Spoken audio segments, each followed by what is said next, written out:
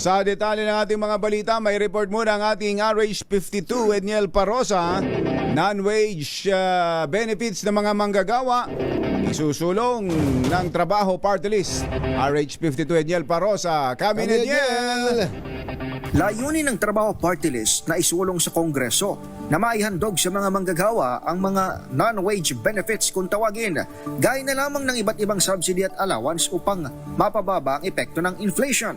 Ayon kay Trabaho Party List spokesperson Attorney Michelle David Espiritu, hangad nitong itulak ang mga benepisyo gaya ng rice subsidy, clothing subsidy, transport allowance, medical allowance at meal allowance para sa mga manggagawa.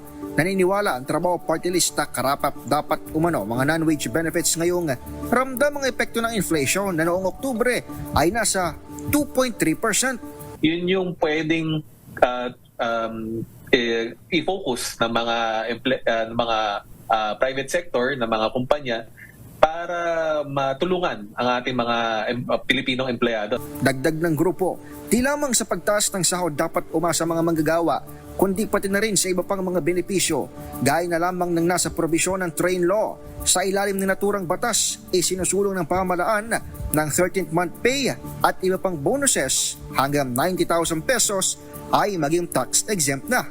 So yung importante dito magkaroon ng dialogo between the employer and the employees para malaman natin kung ano yung mga dapat na yung nararapat na mga adjustments, no? Ito si Edniel Parosa, nag-uulat para sa DZRH. Una sa Pilipinas, una sa Pilipino.